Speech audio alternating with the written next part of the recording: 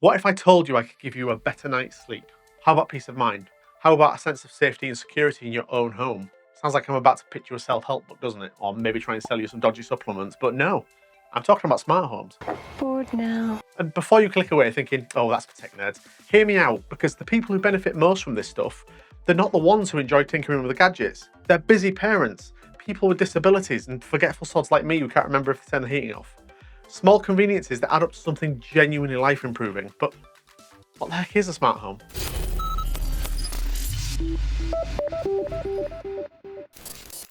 Welcome to Foxy's Lab. I'm Foxy, and in this series I explain complex smart home, IoT and home lab concepts in a way that makes sense. In this episode we're talking about smart homes, what they actually are, where they came from, who they're really for, and how to get started without losing your mind. Advanced warning here, I'm probably going to be saying some smart speaker wake words a few times, so if you have one, maybe go turn it off. Sound good? Great. Go grab a coffee, I'll get one too, and then we'll get into it. Right, let's start with the basics. A smart home is just a house that uses connected devices to let you monitor and control things remotely and via automations. Lights, heating, security cameras, door locks, that sort of thing. Nothing magical about it, honestly. The smart bit just means connected to a network, be it a Wi-Fi network, a Zigbee network, or some other protocol. No artificial intelligence is required, despite what the marketing people would have you believe. They just love slapping smart on everything these days, don't they? Smart fridge, smart toaster, smart toilet. At what point did we decide that toilets needed to be intelligent? God, I hope mine doesn't become self-aware. Imagine if that's how Skynet started. And it absolutely will not stop. Ever. Until you have flushed. These devices can talk to each other, respond to your commands, whether that's tapping an app, speaking to a voice assistant, or just walking into a room. And in many cases, they can automate themselves based on schedules or conditions that you set. So instead of getting up to turn the heating on, you can schedule it to warm up before you wake up. Instead of wondering if you locked the door, you can check from your phone. Instead of coming home to a dark house, your lights can turn on automatically when it detects your car pulling into the driveway. That's the promise anyway. And these days, the technology has caught up to that promise. Mostly. We'll get to the mostly bit later. Here's a quick history. Now, here's something that might surprise you. Smart homes aren't new. At all. The first proper smart home technology was created way back in 1975, and the origin story is brilliant. A company called Pico Electronics in Glenrothes in Scotland came up with something called the X10 protocol, and according to the engineers who worked there, the idea was literally conceived over several drinks in a bar one night. How very Scottish.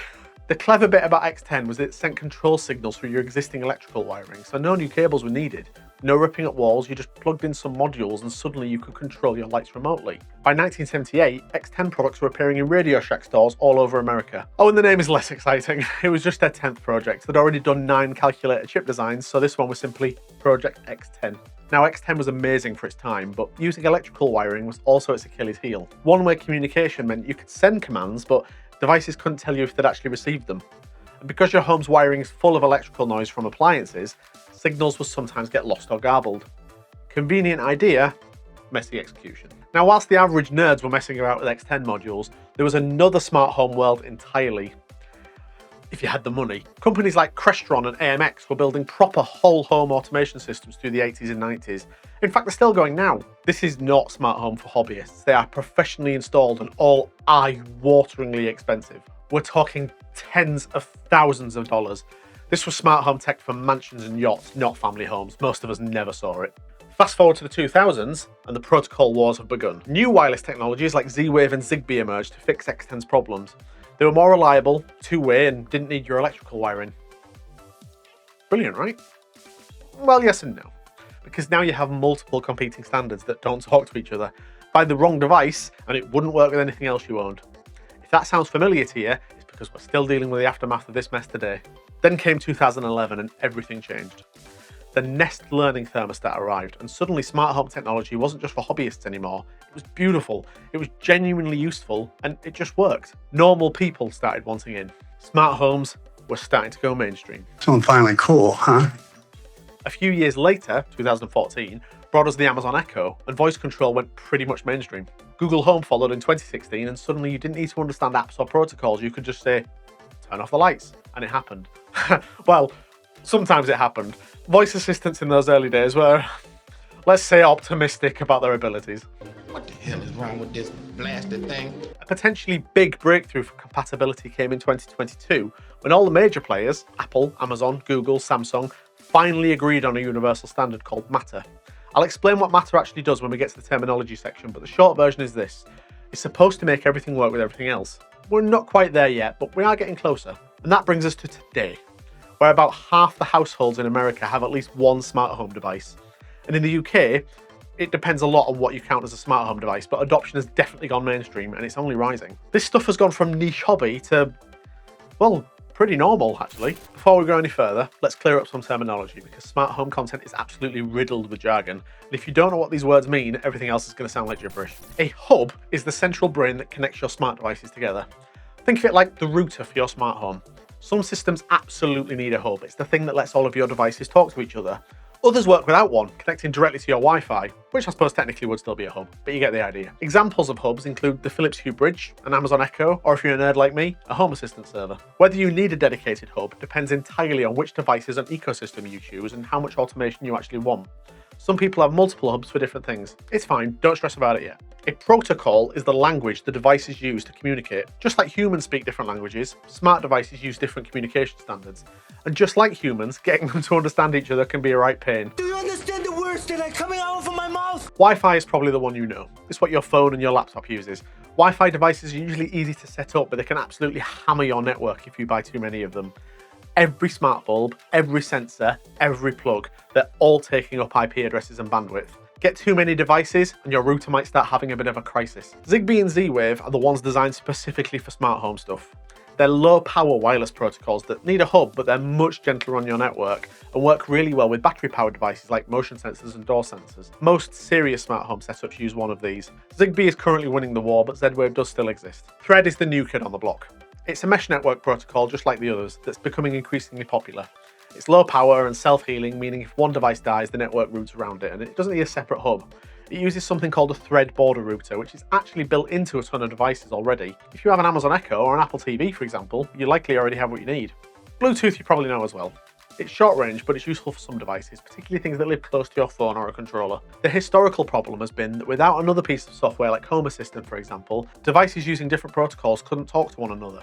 A Zigbee sensor couldn't control a Z-Wave plug, and both of them ignored your Wi-Fi stuff entirely. That's where Matter comes in. Matter is the industry standard that's supposed to fix this compatibility mess. It's kind of a universal translator for smart home devices. Buy something with the Matter logo and it should work with Apple HomeKit, Google Home, and Amazon Alexa. Should. We're getting there. Matter runs on top of Wi-Fi and Thread, so you don't need to worry about the underlying protocol as much. It also works locally, so your devices can talk to each other without needing the internet, which is great for reliability and privacy. No cloud dependency means no waiting for some server in California to tell your lights they can turn on. Fair warning though, Matter is still relatively new, not everything supports it yet. For ages, Matter didn't even cover cameras. The spec added camera support in late 2025, but actual products and platform support is still playing catch up. It's getting better, but it's still not quite the magic bullet that the marketing suggests it is. Give it another year or two, and with any luck, the protocol wars will be a footnote in smart home history. An ecosystem is the walled garden you're buying into. When you choose Amazon Alexa, Google Home, or Apple HomeKit, you're choosing an ecosystem. Each one has its own app, its own voice assistant, and historically its own compatible devices. Think of it like choosing between iPhone and Android. Once you're in, you tend to stay in because all of your stuff just works together. The good news is Matter is breaking down these walls. The less good news is that each ecosystem still has exclusive features and switching isn't completely painless. Not yet, anyway. Local versus cloud is about where your devices do their thinking. Cloud-based devices send your commands to servers on the internet, process them there, and then send the instructions back. This means they need an internet connection to work, and if the company's servers go down or the company goes bust, your devices cease to function. Local devices process everything on your home network. They work even if your internet goes down and your data stays in your house. Personally, I fall strongly on the side of local control where possible. Not everyone cares about this, and that's fine, but I'll always let you know when a product is cloud only so you can make an informed choice. If you don't care that another company controls your smart home experience and would rather have the convenience, which is definitely understandable, maybe you'll have no issue with cloud-only devices. The important part is that you know what you are getting yourself into. And automation is when your smart home does something without you having to manually tell it to do so. A motion sensor triggers the lights, that's an automation. Thermostat adjusts based on the weather forecast, automation. Lights dim when you start watching the telly, you've got the idea.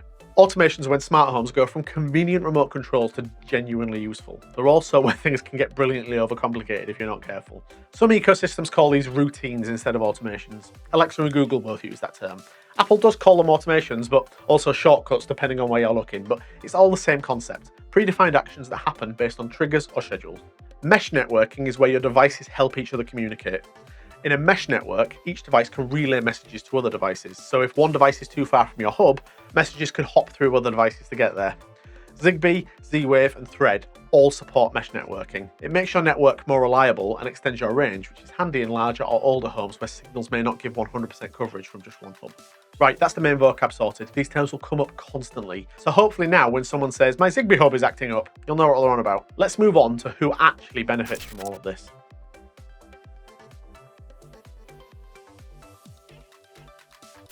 Here's where I need to push back against the stereotype. When most people think smart home enthusiast, they picture somebody like me, a tech nerd who thinks it's fun to spend a weekend configuring node red flows and debugging MQTT messages. Don't judge me. But we're actually the minority of smart home users now. The technology has matured to the point where regular people with regular lives and regular levels of interest in technology are still using this stuff every day. The tinkerers and nerds are still here, obviously. If you love gadgets, if you enjoy setting things up, if the phrase DIY home automation makes you excited rather than exhausted, smart homes are a brilliant playground. Nerd alert! You can go as deep as you want. Yeah, that's what she said. Custom servers, self-hosted software, hand-built sensors, automation so complex that they need, or are, flowcharts. It's genuinely addictive, fair warning. But this group is far from the majority of actual smart home users now. The growing majority are what I'd call convenience seekers, busy professionals, parents, anyone who just wants life to be a bit easier without becoming an IT hobbyist. Picture this. The lights in your bedroom gradually brighten before your alarm goes off. As you head downstairs, a voice command starts the coffee machine. The thermostat's already adjusted because it knows your morning routine. The kid's smart speaker reminds them about their homework. You check the front door camera from your phone to see the school bus arriving. When everyone leaves, the house locks itself, turns off the lights, and drops the heating. That's not science fiction anymore. It's an increasingly normal Tuesday for a lot of families. The key here is that these people didn't set any of this up themselves. They bought some devices, followed the app instructions, and let the ecosystem do the heavy lifting. They couldn't tell you what protocol their thermostat uses, and honestly, they shouldn't have to. A good smart home should be invisible. And then there's a group that often gets overlooked. People with accessibility needs. This is genuinely important because smart home technology can be life-changing for people with physical disabilities, mobile issues, or sensory impairments. If you can't easily get up to adjust the heating, voice control solves that. If you're deaf, visual alerts and smart doorbells means you never miss a delivery. If you have mobility challenges, a video doorbell lets you see visitors without having to rush to the door. For elderly people wanting to age in place, smart homes can add genuine safety features. Motion sensors that can detect if someone hasn't moved in a while. Smart thermostats can alert family members if the temperature drops dangerously. Medication dispensers can send reminders. This isn't gadget for gadget's sake. This technology genuinely helps people live their lives independently. I'm autistic and I have ADHD. I'm not going to pretend that smart home tech cures that because it absolutely doesn't, but it helps in ways I would now struggle to live without. My brain is really good at forgetting things that it's not immediately focused on. Is the heating still on? Did I turn the lights off? Half the time I genuinely don't know. Smart home technology takes all of that off my mental plate.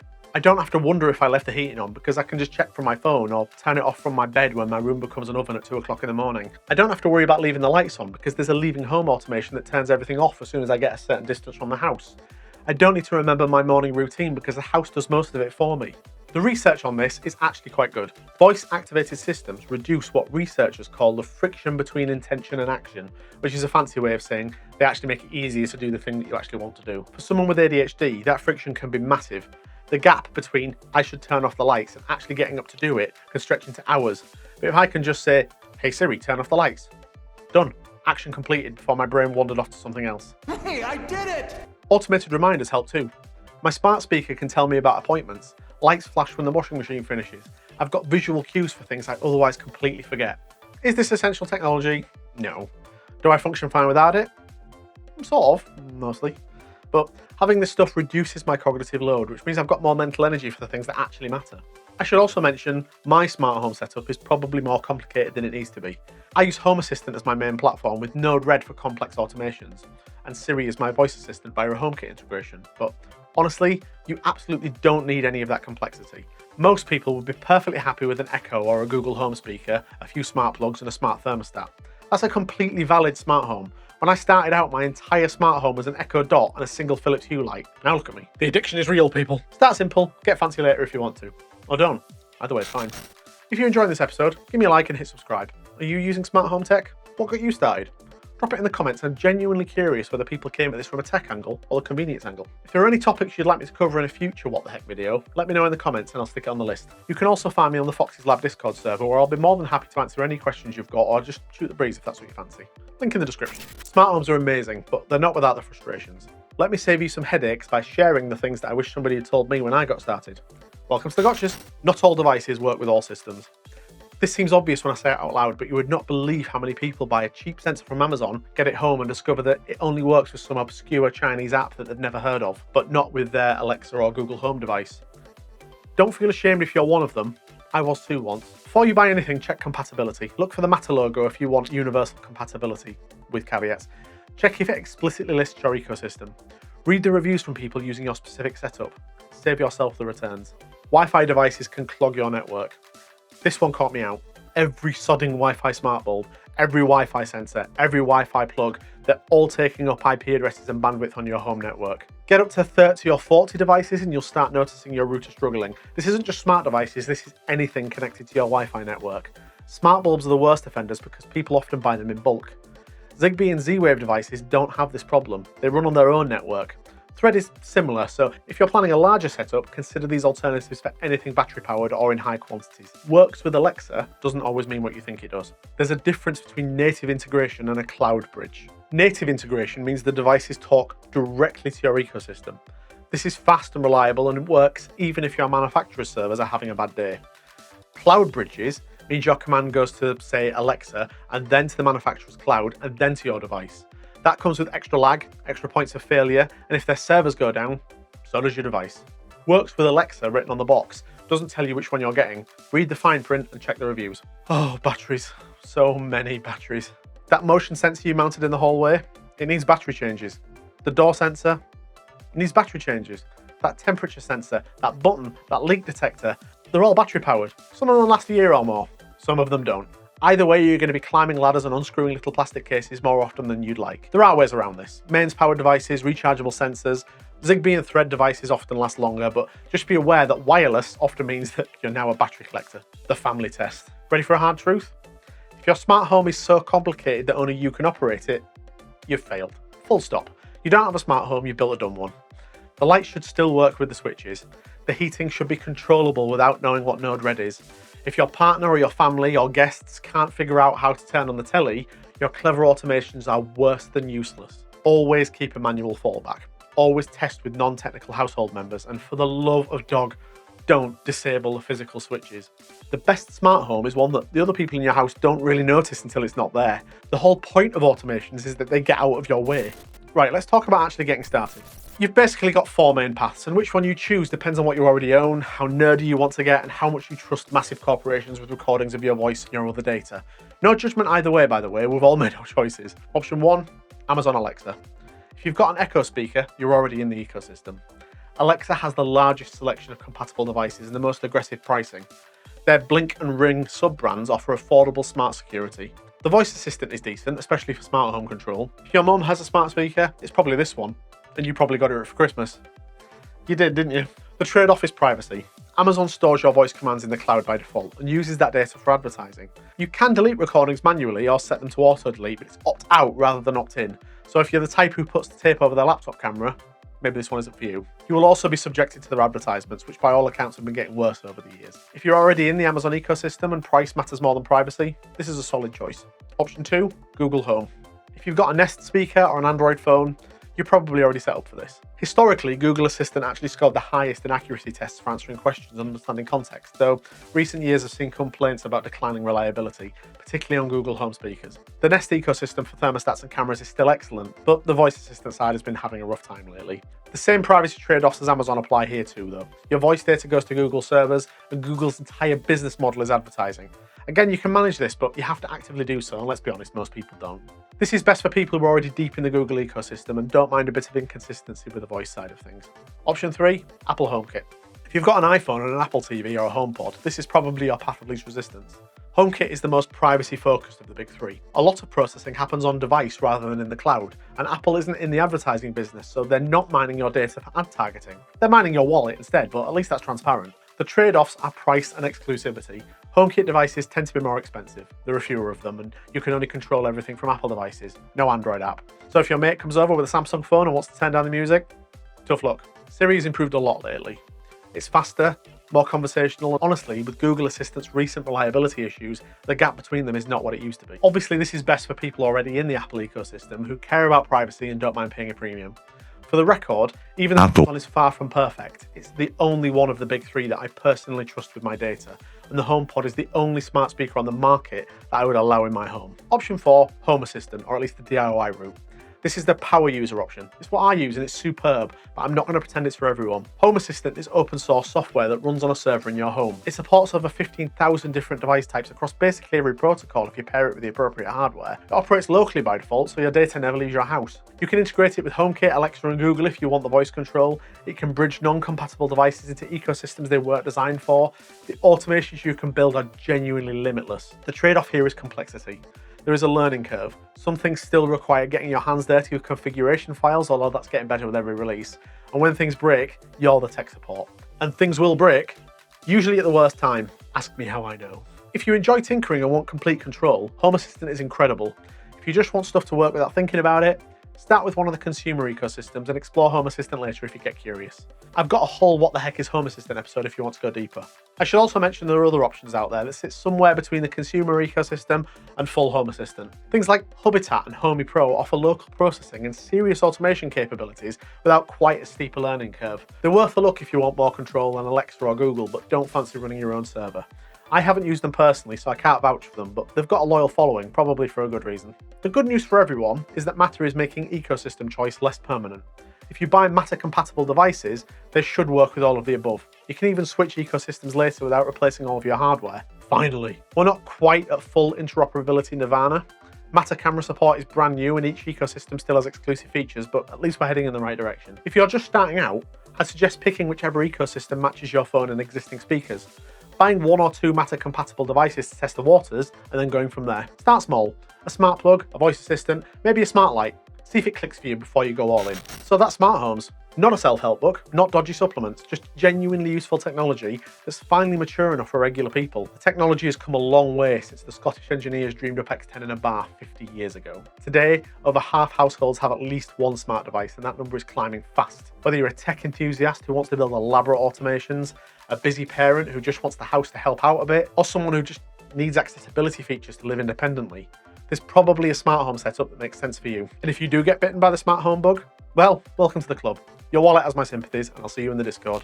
What the Heck is an ongoing series where I explain the ins and outs of tech. I try to post a new video every week, usually on a Monday, so if you want to be notified when the next episode drops, hit the bell and YouTube will make sure you're kept in the loop. Don't forget to let me know in the comments, did you come at smart homes from the tech angle or the convenience angle? I'm genuinely curious. If you want to dive deeper, go check out the What the Heck is Home Assistant episode for the power user approach. Or if you're ready to learn it all right now, you can see my entire What the Heck series right here. Happy smart homing. Ta-ra!